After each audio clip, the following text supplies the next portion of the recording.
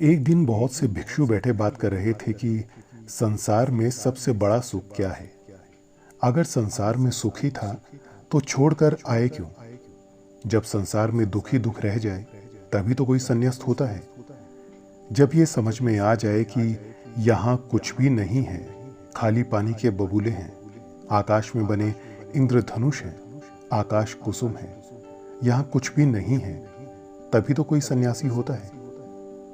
सन्यास का अर्थ ही है संसार व्यर्थ हो गया है, जानकर, अनुभव से, अपने ही साक्षात्कार से। ये भिक्षु ऐसे ही भागकर चले आए होंगे। किसी की पत्नी मर गई होगी, सन्यासी हो गया। किसी का दिवाला निकल गया तो सन्यासी हो गया। अब तुम देखना, बहुत से लोग सन्यासी होंगे, फिर कुछ और बचता भी नहीं। तब भगवान बुद्ध अचानक आ गए। पीछे खड़े होकर उन्होंने भिक्षुओं की बातें सुनी, चौंके।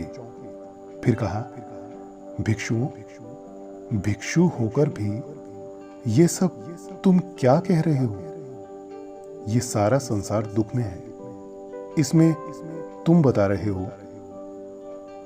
कोई कह रहा है राज्य सुख, कोई कहता है काम सुख दुख में है, इसमें तुम बता रहे हो। कोई कह रहा है भोजन सुख, स्वाद सुख। ये सब तुम जो कह रहे हो, क्या कह रहे हो। ये सुनकर मुझे आश्चर्य होता है। अगर इस बात में सुख है तो तुम यहां आ क्यों गए। सुख भी आभास है। बुद्ध ने कहा, दुख सत्य है और सुख नहीं है, ऐसा नहीं, पर संसार में नहीं है।